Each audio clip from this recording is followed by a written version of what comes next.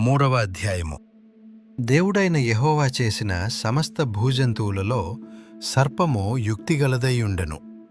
అది ఆ స్త్రీతో, ఇది నిజమా?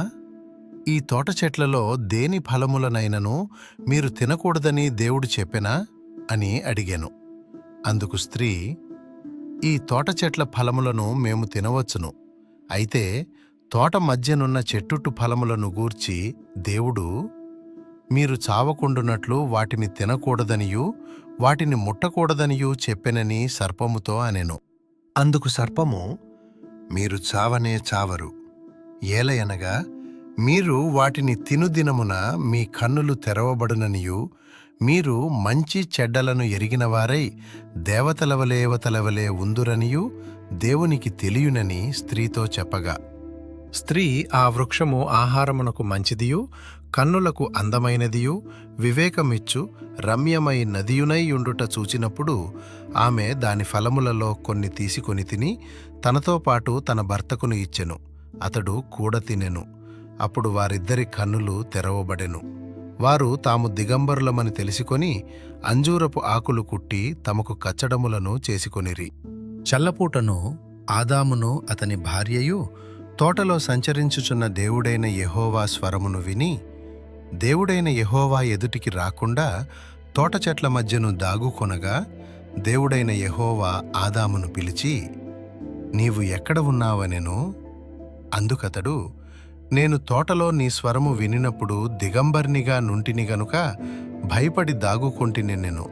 అందుకాయన, నీవు దిగంబరివని నీకు తెలిపినవాడెవడు? నీవు తినకూడదని నేను నీకాజ్ఞాపించిన వృక్షఫలములు తింటివా అని అడిగెను. అందుకు ఆదాము, నాతో నుండుటకు నీవు నాకిచ్చిన ఈ స్త్రీయే ఆ వృక్షఫలములు కొన్ని నాకీయగా నేను తింటినెనెను. అప్పుడు దేవుడైన యెహోవా స్త్రీతో, నీవు చేసినది ఏమిటని అడుగగా, స్త్రీ, సర్పము నన్ను మోసపుచ్చి నందున తింటినెనెను. అందుకు దేవుడైన యెహోవా సర్పముతో, నీవు దీని చేసినందున పశువులన్నిటిలోనూ భూజంతువులన్నిటిలోనూ నీవు శపించబడిన దానివై నీ కడుపుతో ప్రాకుచు నీవు బ్రతుకు దినములన్నీయు మన్ను తిందువు. మరియు నీకును స్త్రీకిని నీ సంతానమునకును ఆమె సంతానమునకును వైరము కలుగజేసెదను. అది నిన్ను తల మీద కొట్టును, నీవు దానిని మడిమే మీద కొట్టుదు అని చెప్పెను. ఆయన స్త్రీతో, నీ ప్రయాసమును నీ గర్భవేదనను నేను మిక్కిలి హెచ్చించెదను. వేదనతో పిల్లలను కందువు. నీ భర్త ఎడల నీకు వాంఛ కలుగును, అతడు నిన్ను ఏలునని చెప్పెను.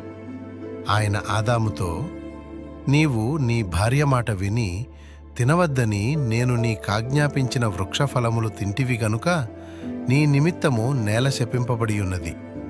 ప్రయాసముతోనే నీవు బ్రతుకు దినములన్నీయు దాని పంట తిందువు. అది ముండ్ల తుప్పలను గచ్చ పొదలను నీకు మొలిపించును. పొలములోని పంట తిందువు. నీవు నేలకు తిరిగి చేరువరకు నీ ముఖపు చెమట కార్చి ఆహారము తిందువు. ఏలయనగా నేల నుండి నీవు తీయబడితివి. నీవు మన్నే గనుక తిరిగి మన్నైపోదు అని చెప్పెను. ఆదాము తన భార్యకు హవ్వ అని పేరు పెట్టెను. ఏలయనగా ఆమె జీవము గల ప్రతివానికిని తల్లి. దేవుడైన యెహోవా ఆదామునకును అతని భార్యకును చర్మపు చొక్కాయిలను చేయించి వారికి తొడిగించెను. అప్పుడు దేవుడైన యెహోవా, ఇదిగో మంచి చెడ్డలను ఎరుగునట్లు ఆదాము మనలో ఒక నివంటివాడాయెను.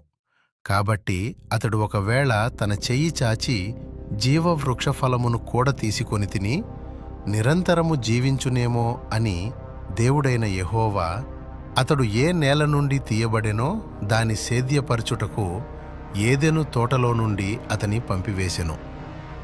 అప్పుడాయన ఆదామును వెళ్ళగొట్టి ఏదెను తోటకు తూర్పు దిక్కున కెరూబులను జీవవృక్షమునకు పోవు మార్గమును కాచుటకు ఇటూ అటూ తిరుగుచున్న ఖడ్గజ్వాలను నిలువబెట్టెను.